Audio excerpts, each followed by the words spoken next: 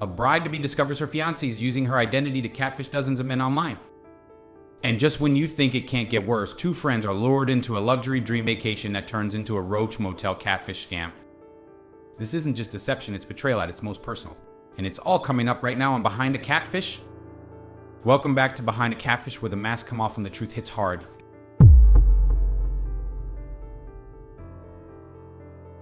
I'm your host, BaC, and if you're new here, just know this isn't your typical love and lost channel. We expose catfishing, digital lies, psychological manipulation, and the emotional chaos that real people experience in the age of online trust. Today's story video, you're getting a double feature. First, the woman finds out her fiancé isn't who she thought he was, and not in a cute rom-com way. Then we take a vacation gone wrong, where Instagram filters weren't the only thing hiding the truth. Buckle in, because the catfish in these stories, they didn't just trick people, they reconstructed reality.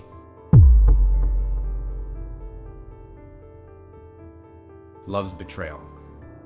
It was supposed to be the happiest summer of my life. I was newly engaged, the venue was booked, and everything was falling into place. After 5 years together, I thought I had finally found the one. He was everything I had dreamed of in a partner, charming, supportive, even funny in that dry, sarcastic way I secretly loved. My friends adored him. My parents cried when he proposed. I truly believed we were about to spend the rest of our lives together. I had a whiteboard in our kitchen with checkboxes, book florist, order invites, pick menu, and I was so proud of that list. We were 2 months away from saying I do, and I felt like nothing could touch us. Then one afternoon, that illusion shattered, and I didn't just lose a fiancé, I lost myself for a while. It started with something so small it almost didn't feel real. He was in the shower. His laptop was open on the kitchen island. I was grabbing my charger when I noticed a message pop up on the screen. A guy's name I didn't recognize, with a heart emoji. I paused. I know people say trust your partner, and I did. But my gut, it clenched. And that gut feeling, it saved me. I clicked. And suddenly I wasn't reading a random conversation. I was reading my words, my photos, except I hadn't written a single message. The man on the other end was convinced he was talking to me. And worse, my fiancé had been the one pretending to be me. He had taken my intimate pictures, photos I'd sent him in love, in privacy, and used them to create a fake profile. He was posing as me, flirting with other men, luring them into emotional conversations, some even explicit. I just sat there, frozen. My eyes were scanning the screen, but it felt like my heart was beating in slow motion. The worst part, it wasn't just one guy. There were dozens. Different names, different platforms, and the conversations. Some were weeks long. Some were months. He had entire identities spun out, and each one used me as the bait. I remember he walked into the kitchen wrapped in a towel, drying his hair, smiling like nothing was wrong. I turned to him and said, "Who is Mark?" He froze. And in that moment, everything changed. He didn't even lie. He just closed his eyes and sighed, like he was relieved it was finally out. He tried to downplay it, said it was a fantasy thing, said it was just online. But what kind of person uses their fiancé's identity to catfish strangers for kicks? What kind of man pretends to be the woman he loves just to get attention from other men? I ended the engagement that night, threw the ring at him, packed a bag, drove to my sister's. I cried until I couldn't breathe, not just because of the betrayal, but because of the violation. Those were my photos, my body used in conversations I never consented to, viewed by strangers I never spoke to. The next few weeks were a blur. I canceled everything, the venue, the catering, the dress. I called my parents and told them, sobbing, that the wedding was off. Everyone wanted to know why, and I didn't have the words. How do you explain that the person you were about to marry was pretending to be you behind your back? That summer was supposed to be filled with bridal showers, countdowns, excitement. Instead, it became a season of shame, of silence, of rebuilding my sense of self. Even now, I flinch when I see a message notification on someone's screen. Even now, I wonder if those men out there, the ones he catfished using me, still think I'm real. Still think they fell in love with someone named Emma or Jen. And the truth is, part of me still feels like he stole something I can never get back. So yeah, I was catfished by my own fiancé, and it taught me the harshest lesson of all. Sometimes the biggest red flag is the one hiding behind your favorite color. The hotel that catfished us. It was supposed to be the dream summer trip. My best friend Chris and I had spent months planning it, a much needed escape after a stressful year of work and burnout. We'd been scrolling travel sites for weeks before we finally settled on the perfect place. A Porter Demo, boutique hotel in Corfu. The listing showed beachfront views, a sleek white and blue infinity pool, and glowing reviews. It looked like a luxury escape straight out of Instagram. We were sold. It was a little pricey, about £750 each for the week, but we figured, why not treat ourselves? You only live once, right? The anticipation built up for months. We bought new swimsuits, planned photo ops, talked about nothing but Corfu.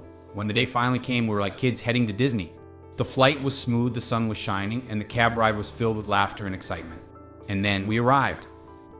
At first, I thought it was a mistake. We pulled up to what looked like a forgotten roadside motel with peeling paint and overgrown grass. "This isn't it, right?" I whispered. But the driver was already unloading our bags. I could feel the disappointment creeping in before we even stepped inside. The reception area smelled like a mix of mildew and cleaning spray. The air was stale. The furniture was outdated and worn down. Still, I tried to stay positive. Maybe the rooms are better. Spoiler alert, they weren't. The room was dim and dusty. There was a broken shower door which had been fixed by hanging a moldy curtain. The AC made a sound like a dying lawnmower. Worse yet, ants. They were everywhere. In the bathroom, on the bed, crawling across the nightstand. Chris and I sat in silence for a few minutes, just staring at the floor. We had been catfished. The infinity pool from the listing, more like a cloudy green rectangle with rust stains and plastic chairs. The gourmet restaurant, a single buffet table with cold chicken, old lettuce, and mushy potatoes. The entertainment, a guy with an aux cord and a broken speaker. We were furious, but we were also stuck. We had already paid, and rebooking another place last minute would cost us more than we had budgeted. So we stayed. We made the best of it, venturing out for decent food, finding nearby beaches, and laughing through the misery. But it wasn't the vacation we paid for. And every night as we lay in those squeaky beds, sweating in the heat, I kept thinking, how did we fall for this? The photos online had clearly been manipulated or possibly AI generated altogether. The reviews, probably fake. The promises, nothing but digital bait. I started calling it the Instagram illusion. A digital mask, curated and filtered, designed to trick people like us into showing up and shutting up. One night, Chris went online in reverse, searched some of the hotel's photos. We found the same images used for 3 different hotels across Europe. I was livid. This wasn't just bad service, this was deception, catfishing, but with bricks and mortar instead of a fake face. When we got home, we filed complaints with the booking site. We posted honest reviews, added our own photos, but nothing would give us back that wasted money or the disappointment of realizing we'd been played. So now, I triple check every travel listing, I reverse search images. I read real reviews, the ones with blurry lighting and no filters. Because just like with people, you can't trust a profile pic alone. Sometimes what's behind the photo is nothing like what you expected. 2 different stories, 2 different kinds of catfish, but the same outcome: trust shattered. In the first story, we saw how betrayal cuts deepest when it wears the face of love. A fiancé pretending to be his bride, manipulating strangers with her stolen photos. That's not just catfishing, that's identity theft wrapped in a wedding veil. In the second, a hotel that catfished 2 travelers with AI images and fake reviews. It wasn't just a bad booking, it was a full-blown scam dressed up as a beachfront fantasy. Whether it's love or luxury, catfishers prey on what you want to believe. So here are a few red flag phrases to never ignore. It's just online, it doesn't mean anything. No need to look into it, just trust me. The pictures are real, I promise. If you hear any of these, it's time to zoom out emotionally and digitally. Drop a comment if you've ever been catfished or came close. Your story might help someone avoid walking into their own heartbreak. Hit like if you value online safety, subscribe so you never miss a story, and share this video with someone who might be falling for a polished lie. Because here on Behind the Catfish, we don't just tell stories, we teach people how to see the signs before it's too late. Stay cautious, stay smart, and stay subscribed.